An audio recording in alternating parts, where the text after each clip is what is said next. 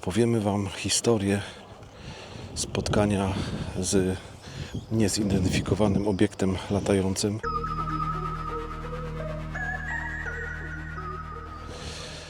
Załogi L-127. Około godziny 19:30 szyper wydał rozkaz włączenia radaru. Urządzenie, mimo całkowitej sprawności technicznej, nie zadziałało. Cześć, witajcie na kanale Biegam po wsi.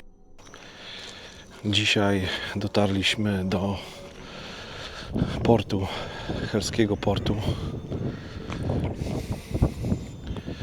Część rzeczy tu jest opuszczona, ale nie do wejścia. Słychać gdzieś w oddali mewy lub inne ptactwo. Z tej strony widzimy piękny mur przyozdobiony w graffiti, a my przechadzamy się w tylnej części portu. Całą historię, którą chciałbym opowiedzieć,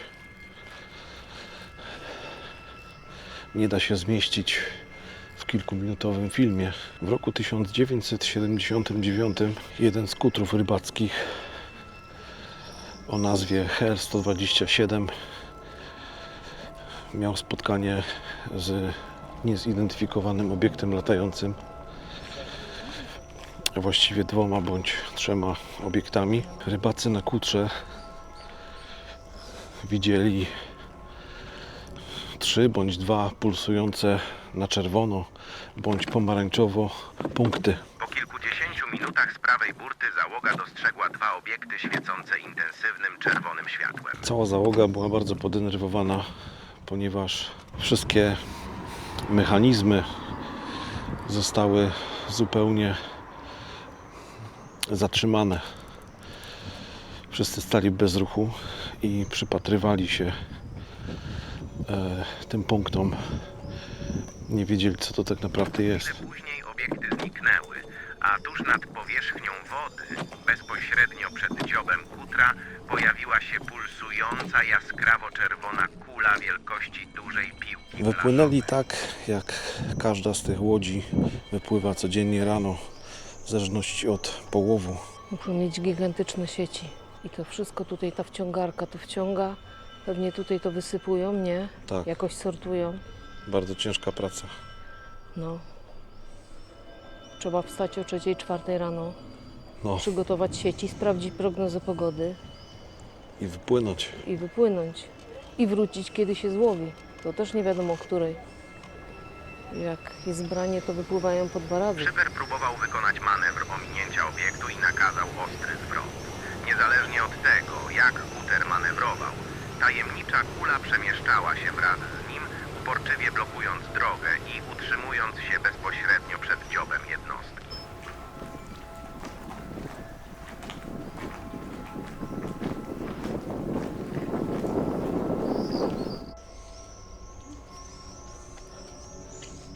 Ten jest taki nowocześniejszy i można zobaczyć, jak tutaj to wygląda.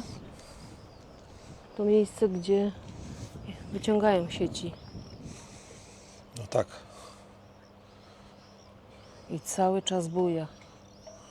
Jak ktoś ma chorobę morską, to No, ale Nie za to jest bardzo. tak, że oni dzieci zabierają, zabierali, nie wiem, czy teraz im wolno, ale od najmłodszych lat. Także do bujania się przyzwyczajał ktoś, czy ma predyspozycję, czy nie. no I ogromna lampa sygnałowa, zobacz. tak. Czyli jak jest późno, no bo przecież i łowią cały rok. Chyba że są uziemieni, że nie ma na przykład ryb, no to wtedy potrafią stać w porcie bardzo długo. No ale muszą być lampy.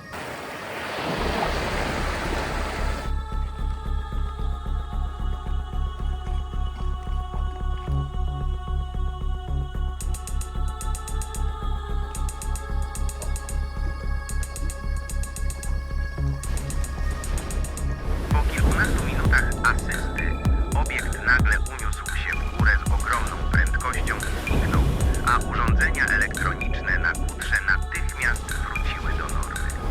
Większość kutrów rybackich w Polsce zmienia właścicieli i porty macierzyste, co wiąże się ze zmianą oznakowania.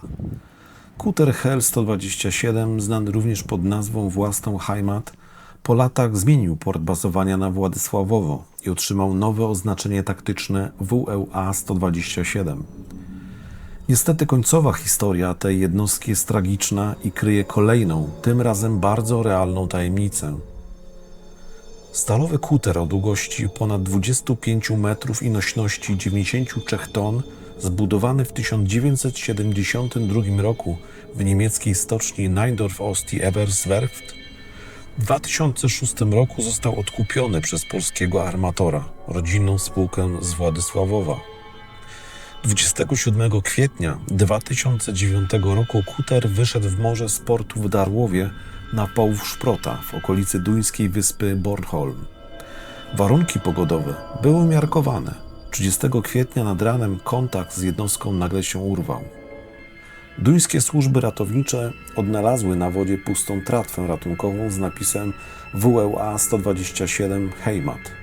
Kilka dni później duński okręt wojenny zlokalizował wrak na głębokości 68 metrów, około 10 km od brzegów Bornholmu. W katastrofie zginęła cała 5-osobowa załoga. Płetwonurkom marynarki wojennej RP z okrętu ORP Lech udało się wydobyć ciała 3 rybaków. 2 pozostało zaginionych. Podobnie jak w przypadku incydentu z UFO z lat 80., śmierć kutra WLA 127, dawnego Hel 127, również pozostawiła pytania bez odpowiedzi. Badania wraku za pomocą robotów podwodnych wykazały, że kadłub nie nosił żadnych śladów zderzenia. Sieci były sklarowane, czyli zabezpieczone. Ładownia była otwarta, a manetka silnika była przesunięta w pozycję cała naprzód. Kuter musiał zatonąć błyskawicznie, nie dając załodze czasu na nadanie sygnału SOS czy prawidłową ewakuację. Jako najbardziej prawdopodobną przyczynę eksperci wskazali nagłą utratę stateczności, np. przez gwałtowne przesunięcie ładunku ryby w ładowni lub zalanie fali. Jednak dokładny przebieg ostatnich minut jednostki do dziś budzi spekulacje.